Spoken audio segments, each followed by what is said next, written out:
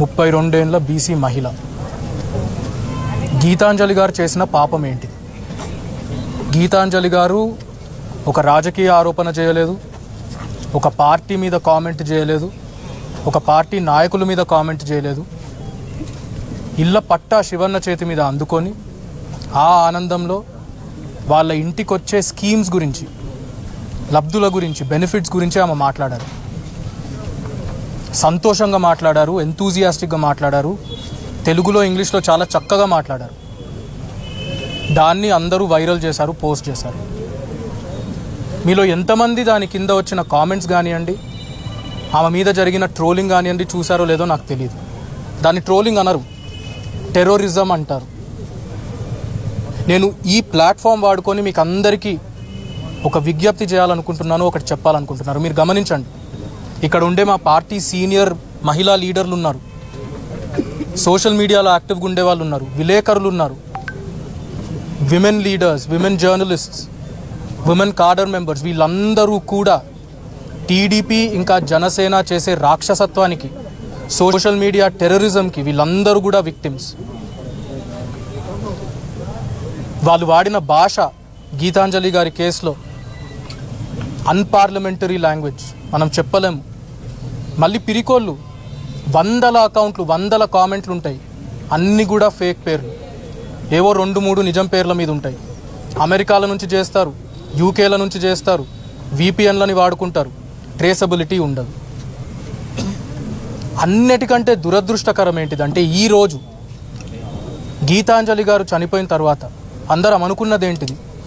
ఇది రాజకీయం కాదు, రాజకీయం చేసే టైం కాదు, సోషల్ మీడియాలో ట్రోలింగ్ అనేటిది జరగకూడదు, సోషల్ మీడియాలో ఇలాంటి టెర్రరిజం జరగకూడదు అని ప్రతి పార్టీ ఒక స్టాండ్ తీసుకోవాల్సిన నేపథ్యంలో మీరు టీడీపీ వాళ్ళ ఆఫీషియల్ హ్యాండిల్స్ ఈరోజు చూడండి, వాళ్ళ స్పోక్స్ పర్సన్స్ ఏం మాట్లాడుతున్నారో చూడండి.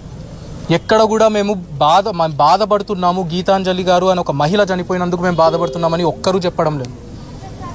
ఇది కూడా వైఎస్ఆర్సీపీ చేసే రాజకీయం అంట.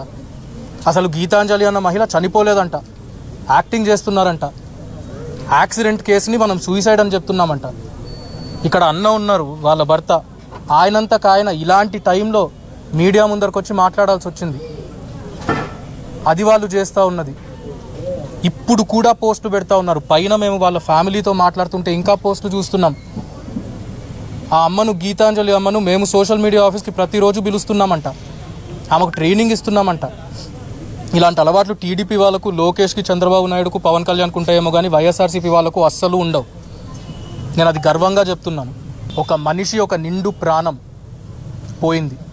ఒక తల్లి, ఒక భార్య, ఒక కోడలు, ఒక కూతురు, ఒక చెల్లి, ఒక అక్క చనిపోయారు. దీనికి బాధ్యులు ఎవరు?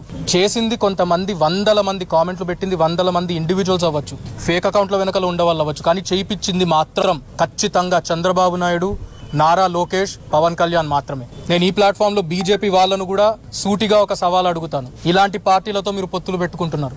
ఇంటర్నేషనల్ మీడియాలో, నేషనల్ మీడియాలో ఏమో డీప్ ఫేక్స్ గురించి, ఆన్లైన్ ట్రోలింగ్ గురించి నరేంద్ర మోదీ గారి ఫోటోలు పెట్టుకొని ఆర్టికల్స్ రాస్తారు. మరి ఇప్పుడు మీరు ఈ అలయన్స్లోకి ఏదైతే ఎంటర్ అయ్యారో, మీ పార్ట్నర్లు ఎవరు, ఆన్లైన్ సోషల్ మీడియాలో ఏం చేస్తున్నారు? నేను నా గుండెల మీద చేయబెట్టుకొని చెప్తాను, వైఎస్ఆర్సీపీ సోషల్ మీడియాలో మాత్రం ఎక్కడా కూడా ఆడవాళ్ళ మీద అబ్యూజ్ అనేటిది జరగలేదు, జరగదు కూడా, అది జరగనివ్వరు మా నాయకులు జగన్మోహన్ రెడ్డి గారు. నేను మళ్ళీ కూడా అడిగేది ఇదే మన మీడియా మిత్రుల ద్వారా, దీనికి బాధ్యులు ఎవరు? ఒక టీడీపీకి కానీ, ఒక జనసేనకి కానీ, దాన్ని పాలించే ఒక చంద్రబాబు నాయుడుకి, ఒక లోకేష్కి, ఒక పవన్ కళ్యాణ్కి కానీ ఇంతైనా, ఒక రవ్వంతైనా బాధ ఉందా? ఒక నిండు ప్రాణం పోయినందుకు కారణం ఆ పార్టీకి సంబంధించిన లీడర్లు, ఆ పార్టీకి సంబంధించిన కాడర్. ఈ రోజు డెమోక్రసీలో ఒక బ్లాక్ డే. అందరం ఈ రోజుని, నిన్నటిని, ఈ రోజుని గుర్తుపెట్టుకున్నాం. డెమోక్రసీలో ఇది ఒక black day. Freedom of speech అనే ఒక బేసిక్ ఫండమెంటల్ రైట్ని ఒక ఆడ మనిషి ఉపయోగించుకొని ఆమె ఒపీనియన్ని ఎక్స్ప్రెస్ చేస్తే దాన్ని పట్టుకొని దీని వరకు తీసుకొచ్చారు. Today is a black day. ఇది అందరం కూడా గుర్తుపెట్టుకున్నాం.